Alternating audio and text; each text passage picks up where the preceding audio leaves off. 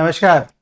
अगर धरातल की जानकारी नहीं होगी तो कोई भी नीति ठीक प्रकार से नहीं बन पाएगी। जब नीति ठीक प्रकार से नहीं बन पाएगी तो एडमिनिस्ट्रेटिव स्ट्रक्चर में आप किसी प्रकार का वेलफेयर काम नहीं कर पाएंगे।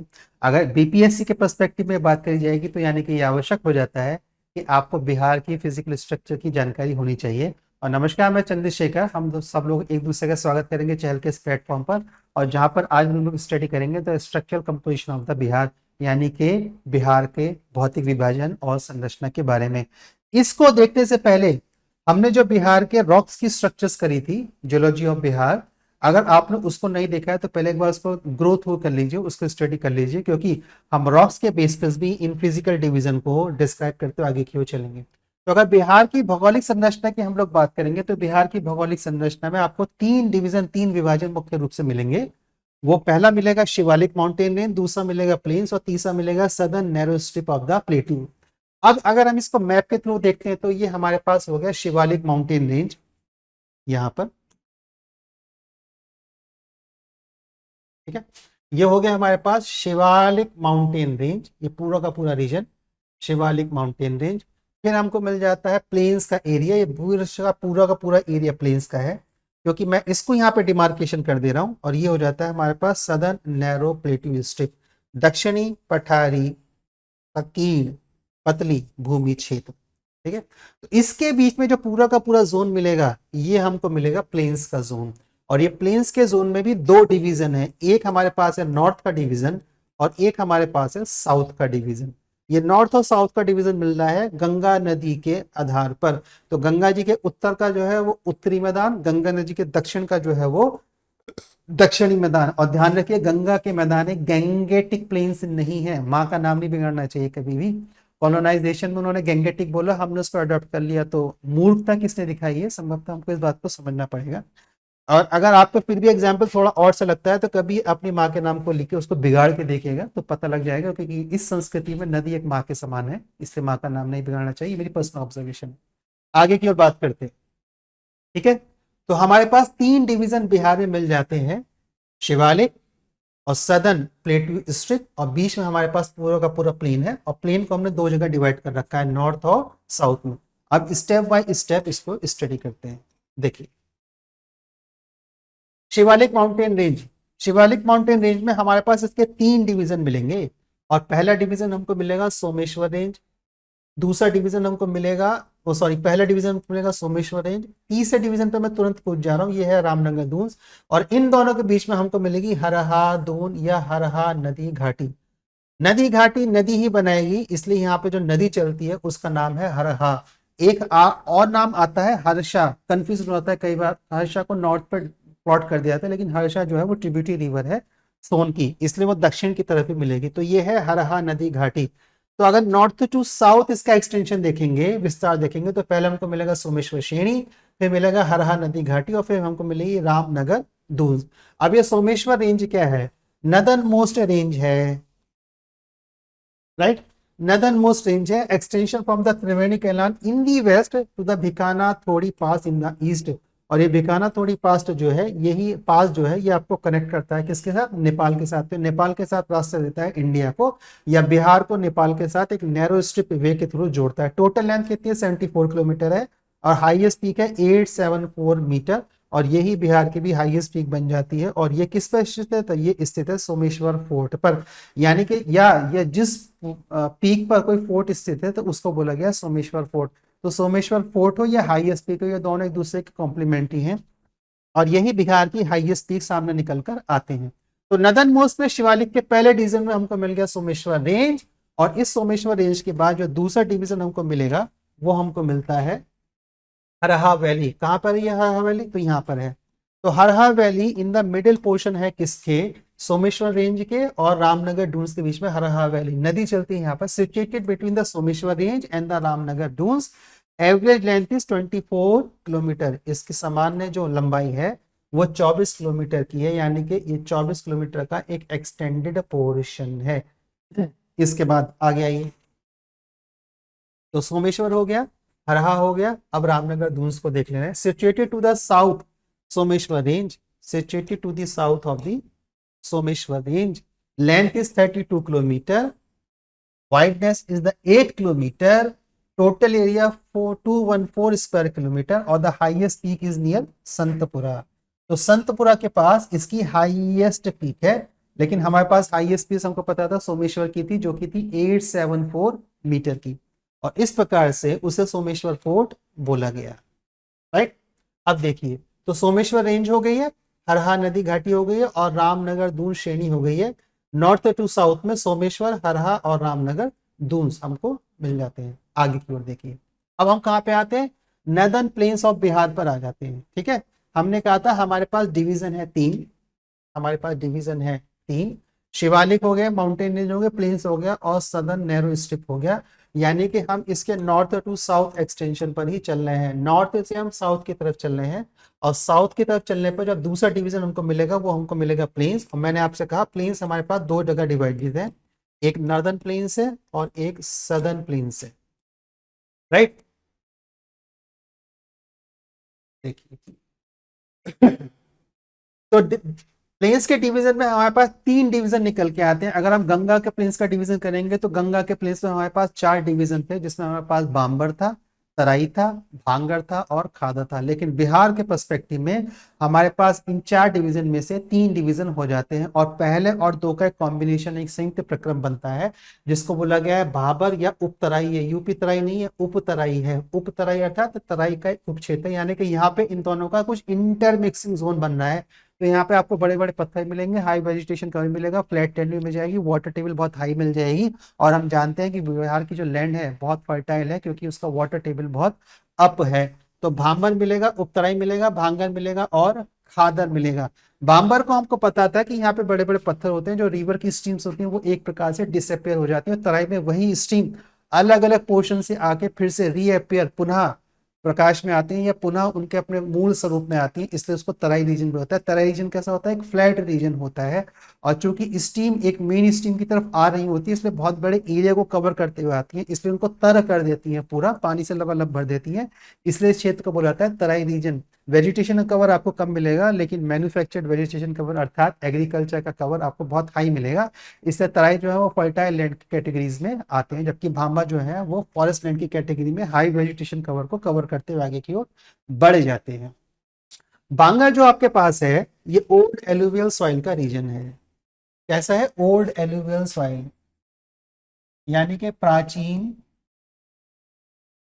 जलोढ़ मिट्टी, ओल्ड एलुवियल सॉइल का रीजन है, प्राचीन जलोढ़ मिट्टी। सही है, ओल्ड एलुवियल सॉइल। लेकिन अब खादर को देखिए, क्या है, area of the new alluvial soil. Bihar में जितना भी प्लेन का डिवीजन है जिसमें बहुत से अधिक बाढ़ आती है, वो पूरा का पूरा एरिया खादर के अंतर्गत कैटेगराइज करा जाता है। Area of the new alluvial soil, अब उसकी इमेज बनाइए तो आपको वहां पे कई जगह झील मिलेंगी, जिनको ऑक्सबो लेक या गोकर झील बोला जाता है। इन्हीं को दियारा भूमि भी बोला जाता है, और यहीं पर आपको बनते हैं रिवराइन आइसलैंड। यहाँ पर आपको रिवर के आइसलैंड्स मिलेंगे। एग्जाम्पल हमारे पास है Raghopur Diara island in the north Vaishali district. अब होमवर्क पहला ये है कि आप वैशाली डिस्ट्रिक्ट को आइडेंटिफाइड करेंगे कि वैशाली डिस्ट्रिक्ट आपको बिहार में पॉलिटिकल मैप में मैंने कहाँ स्टडी करवाया था। सही है, तो कहाँ मिलेगा, ये वैशाली डिस्ट्रिक्ट में मिलेगा। अब आगे की ओर चलते हैं और आगे देखेंगे, तो और आपको क्या मिलेगा, तो और आपको मिलेगा चौर और मन रीजन। अब ये चौर और मन रीजन क्या है, देखिए, चौर और मन रीजन, कलर थोड़ा चेंज करते हैं। ये पूरा का पूरा एरिया देख रहे हैं, चौर और मन रीजन के प्रभाव क्षेत्र में आता है। क्या है, northern plains of Bihar are have a water locked lowland. On average वर्ष भर पानी से भरी हुई भूमि रहती है, और ये निम्न भूमि क्षेत्र का है, अर्थात यहाँ पे ढलान कम है, water logging almost throughout the year बनी रहती है, तो इसको बोलते हैं वाटर लॉक्ड लोलैंड।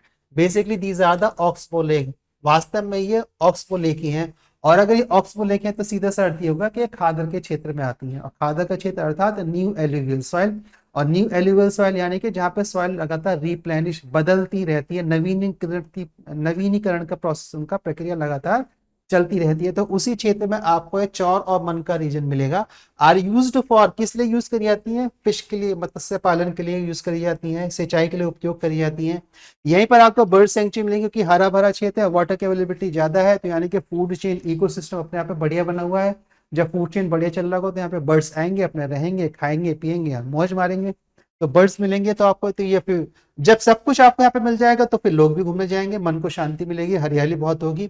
और यहाँ पर मखाने की खेती भी अच्छे प्रकार से होती है। कहाँ पर? इस पूरे क्षेत्र में, अर्थात नदन प्लेन्स के बिहार में, खादर वाले क्षेत्र में generally.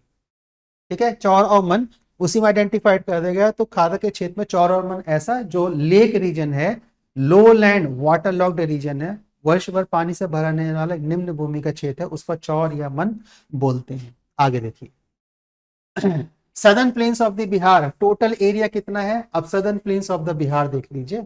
Southern plains of the Bihar आपको कहाँ मिलेगा? तो सदर्न प्लेन्स ऑफ बिहार आपको इधर मिलेगा, कहाँ? गंगा के साउथ में। अब देख लीजिए, ये भोजपुर है हमारा, ये मगध का मैदान है, और ये आगे चल के हमारे पास खड़गपुर की पहाड़ी से ऊपर क्यूल नदी के पास हमको फिर से राजमहल हिल के नॉर्थ ईस्ट में हमको कुछ मैदान मिलेंगे, जिनकी स्टडी हम लोग अभी करने वाले हैं। देखिए, द टोटल एरिया कितना है? 33,670 square kilometre, formed out of the sedimentary by the river flowing Tal region. अब इस पर ध्यान देना है, ये क्या है भाई? क्या है? ताल रीजन। ये Tal region, Tal region extend from the Patna to the Bhagalpur. और मैंने आपको बताया था कि पटना के चारों देखे तो पटना बिहार के बीचों बीच में है, और आपको बताना है कि टोटल कितने डिस्ट्रिक्ट पटना की राजधानी से मैच करते हैं, और पटना और समस्तीपुर के बीच में क्या रिलेशनशिप है। हमने डिस्कस करा था ना उसको, पटना और समस्तीपुर के बीच में क्या रिलेशनशिप है, और दोनों एक दूसरे के साथ बॉर्डर शेयर करते हैं, तब भी कितनी डाइवर्सिटी, वो वेरिएशन है वहां पर। विद ऑफ द 25 किलोमीटर, इसकी जो चौड़ाई है वो 25 किलोमीटर की है। और ये है क्या? एक्चुअली में स्वैम्पी एरिया है, दलदली भूमि है ऑफ द मार्शी लैंड, दलदली भूमि है, मार्शी लैंड है, formed along the southern banks of the Ganga river. अब देखिए, नॉर्थ में हमको क्या मिल रहा है? तो नॉर्थ में हमको मिल रहा है चौर और मन का रीजन, वहां पे क्या है? लेक्स हैं लगातार, लो लैंड वाटर लॉक्ड एरिया है। लेकिन साउथ की तरफ आपको लेक्स नहीं मिलेंगी, वाटर लॉक्ड एरिया नहीं मिलेगा, लेकिन पानी की अवेलेबिलिटी है, और पानी वहां पे अवेलेबल होकर एक दलदली भूमि का निर्माण करता है, जिसको स्वैम्पी लैंड और मार्शी एरिया बोल दिया जाता है, southern banks of the Ganga river. The southern plains can be divided into the 3 sub reason. इनको हम 3 सब रीजन में डिवाइड करेंगे। तो अभी हमने देखा था भोजपुर का एरिया, फिर situated between the Son and the Kiul river कौन सा है? प्लेन्स ऑफ द मगध और प्लेन्स ऑफ द अंग्स। अब देखिए, लास्ट में हमने क्या देखा था? नहीं, जस्ट देखिए, भोजपुर किसके? गंगा और सोन के बीच में, सोन और क्यूल के बीच में मगध का मैदान, और फिर अंग्स के मैदान, क्यूल रिवर का एक्सटेंशन होता है, यहाँ पे अंग्स के मैदान मिलेंगे, और यहीं पर आपको मिल जाएंगी राजमहल की पहाड़ियां। The southern plains can be divided into the 3 sub categories, Son Ganga Doab, plains of the Bhojpur. तो ये रहा प्लेन्स ऑफ भोजपुर, इसमें सोन और गंगा के दोआब में प्लेन्स ऑफ भोजपुर। अच्छा, भोजपुर को लेकर यूपीएससी का क्वेश्चन था कि भोजपुर रीजन में जो क्षेत्र चलती हैं मानसून पवनें, उनको पुरवैया क्यों कहा जाता है? तो ये पर्टिकुलरली क्वेश्चन भोजपुर के क्षेत्र से आ चुका है। तो plains of the Bhojpur, plains of the Magadh situated में सोन और क्यूल रिवर के बीच में है, तो ये रहा प्लेन्स ऑफ मगध। तो यानी कि ये सोन रही और ये क्यूल रिवर रही। और plains of Angas, extension from the Kiul river to the Rajmahal hill, extension from the Kiul river to the Rajmahal hills, यानी कि ये वाला जो क्षेत्र है ये आपका अंग का क्षेत्र का मैदान बनता है। और इस प्रकार से दक्षिणी मैदान में, या गंगा के दक्षिण में जो मैदान है, वो 3 डिवीजन में डिवाइड हो जाता है, और यहीं पर आपको मार्शी लैंड भी मिल जाती है, जिसको आप ताल रीजन बोलते हैं। तो ध्यान करिए कि भोजपुर का मैदान गंगा और सोन के बीच में, मगध का मैदान सोन और क्यूल के बीच में, क्यूल के एक्सटेंशन पे, और राजमहल पहाड़ी के नॉर्थ ईस्ट पर आपको फिर से एक प्लेन रीजन मिलेगा, जिसको हम बोलते हैं अंग के मैदान। अब सदर्न नैरो प्लेट रीजन क्या है? Extend from the Kaimur in the west. अब कैमूर डिस्ट्रिक्ट की अगर पॉलिटिकल लोकेशन आप पता करेंगे कि हमने कैमूर कहाँ करवाया था, तो कैमूर एक्चुअली हमारा यहाँ पर था, जो कि एक नैरो स्ट्रिप लेके वेस्ट की तरफ एक्सटेंड हो गया था। तो यहीं पर आप देखिए कैमूर का पठार, ये रहा कैमूर का पठार डिवीजन, और the hills of the Kharagpur, और ये रहे आपके हिल्स ऑफ खड़गपुर, खड़गपुर की पहाड़ियां। इनके बीच में दक्षिण का पठारी क्षेत्र है, एक नैरो स्ट्रिप है संकीर्ण पट्टी क्षेत्र है जिसको दक्षिण का पठारी क्षेत्र बोलते हैं। और इस प्रकार से जो 3 डिवीजन है, नदर्न डिवीजन शिवालिक वाला, बीच का प्लेन का डिवीजन, और साउथ में जो हमारा प्लेटू रीजन है, उस प्लेटू रीजन में हमारे पास फिर से 3 सब डिवीजन, 3 उपखंड है।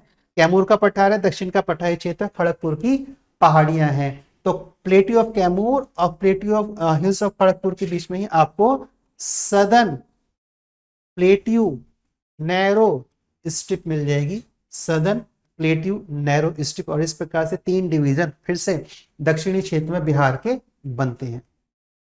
अब आगे चलिए, आगे देखते हैं। The plateau of the Kaimur is the part of the Vindhya mountain system. हमने जब रॉक सिस्टम करा था बिहार का, जब हमने रॉक सिस्टम करा था बिहार का, तो मैंने वहां पर आपको कुछ सेडिमेंट्री रॉक्स के भी एग्जाम्पल दिए थे, और वो सेडिमेंट्री रॉक्स के एग्जाम्पल सदर्न पोर्शन मैंने आपको इसी क्षेत्र में दिए थे। वो सेडिमेंट्री रॉक्स के एग्जाम्पल मैंने आपको सदर्न क्षेत्र में, इसी क्षेत्र में दिए थे। कहाँ पे? कैमूर के पठार पर। सही है। और ये रहा कैमूर का पठार। So the plateau of the Kaimur the part of the Vindhya mountain system.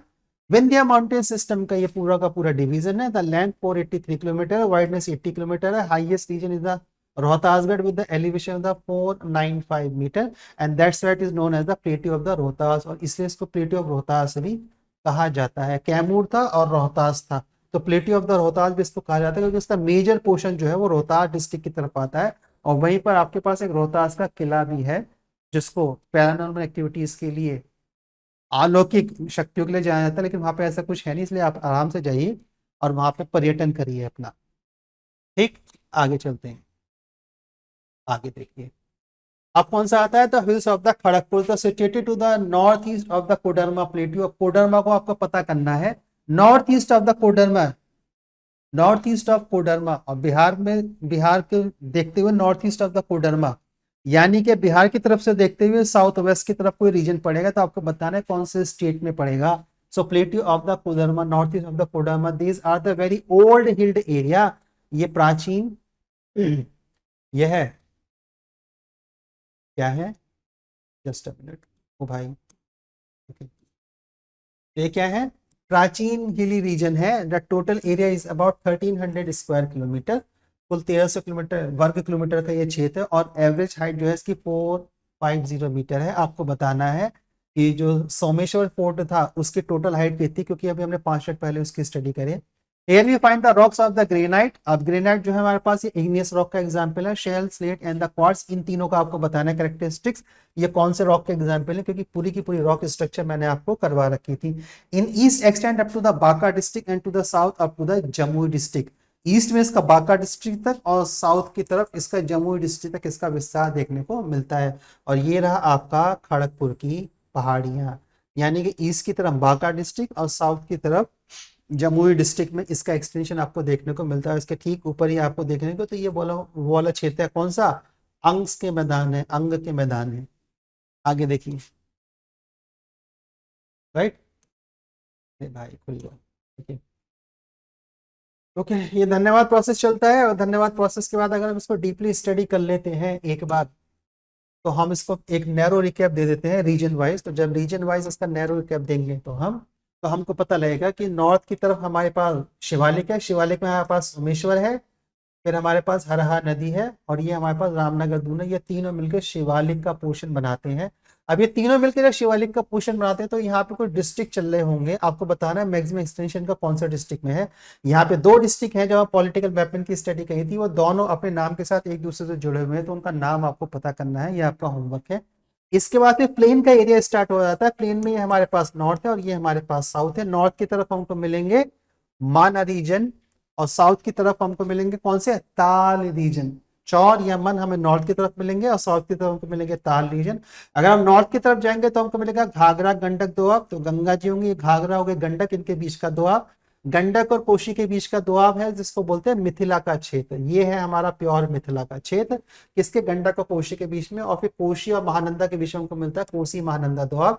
और ये तीनों दोआब मिलकर बनाते हैं north plains of the Bihar. जबकि साउथ प्लेन्स ऑफ बिहार में हमको मिलेगा ईस्ट टू वर्ड या वेस्ट टू ईस्ट। तो वेस्ट की तरफ हमको मिलेगा भोजपुर का मैदान, प्लेन्स ऑफ द मगध और अंग के मैदान। और इसके बाद हमको मिल जाएगी southern trip of the Bihar. तो इस प्रकार से ये बिहार की स्ट्रक्चर फॉर्मेट की स्टडी थी।